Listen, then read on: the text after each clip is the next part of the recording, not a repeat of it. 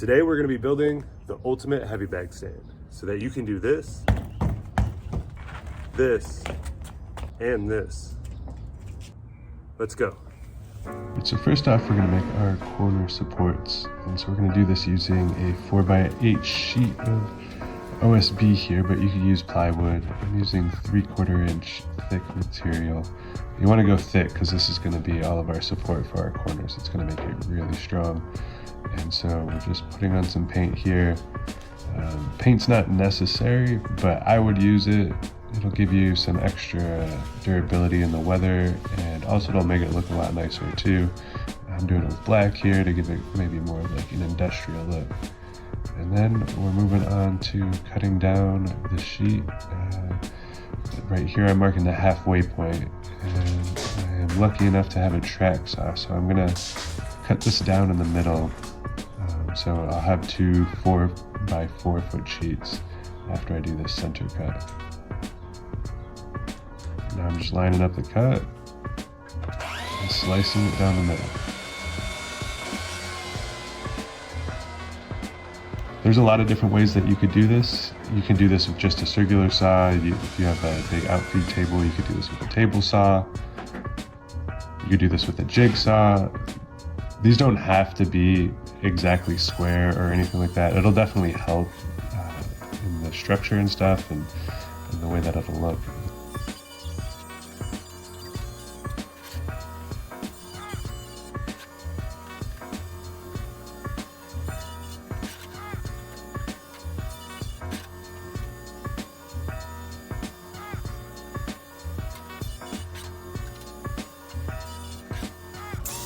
So now I'm using the track saw again to just slice these down the middle to make triangles. So this will give me all the triangles with 2 feet on 2 of the sides, and that'll give me good support for all the corners.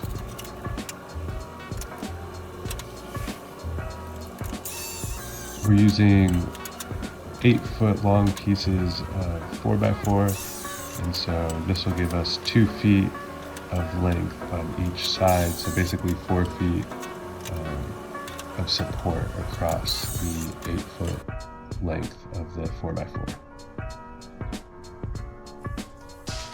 Now we're getting everything prepped before we're going to go and assemble it, so I want to cut down all the pieces and use my plans to make sure that I have everything cut, ready to be assembled. And so this is really the only cut that you're going to need to make doing this, and you don't actually have to make it, but I would suggest doing it because it'll give you more room to move around the heavy bag. But I'm just cutting these 4x4s down to 6-foot lengths. These will be our base supports, and this is going to be what our vertical posts are going to go into.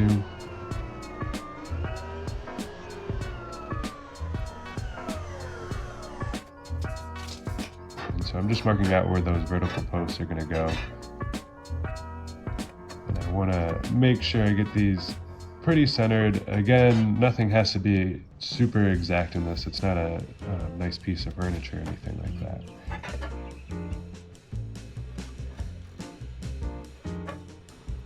So now you need to recess out the bottoms because this is going to be the bottom of the support. So we're going to be drilling up into the vertical posts to make sure that we have a good connection between the 2 joints here.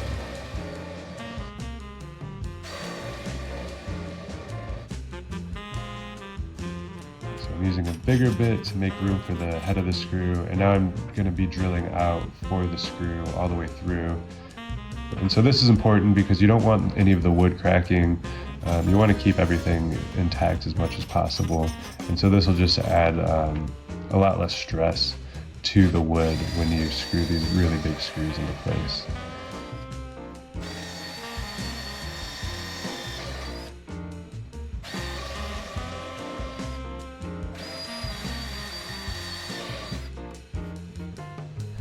So now we've got everything out and we're ready to drill it in.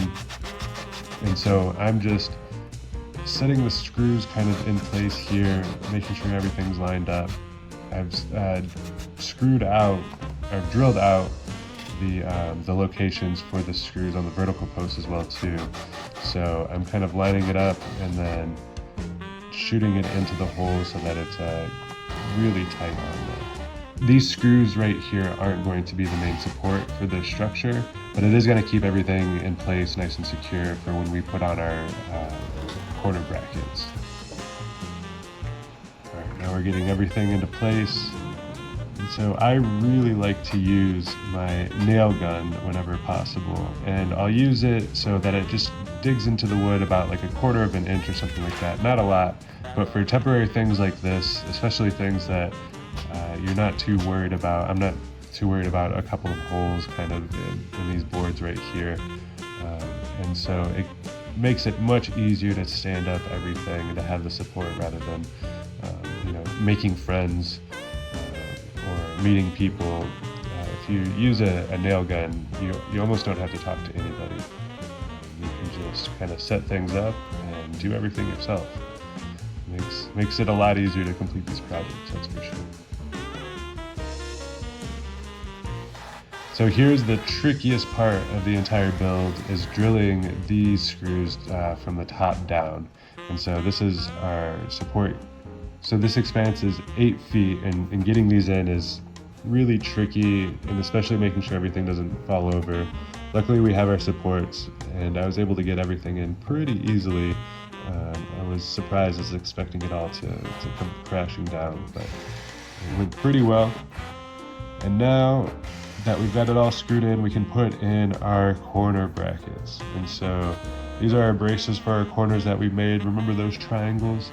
And so these are going to add a lot of structure and make sure everything is super solid. So again, if you don't have any friends, if you don't know anybody, then you can use a nail gun like I'm doing here and get everything secured into place. And then that way, you don't have to talk to anybody. You just nail it in there, it'll set for you, and then you'll be ready to screw everything into place.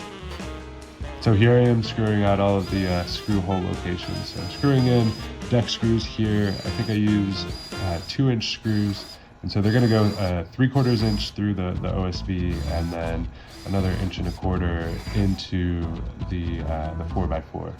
And so I want to make sure that I get a decent amount of these. I think I did 4 into each 4x4. And so it ended up making it extremely solid.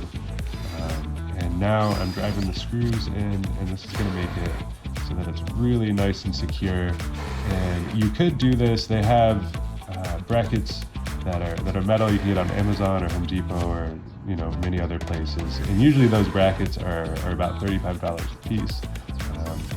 And this piece of OSB I think was $28, $30 or something like that.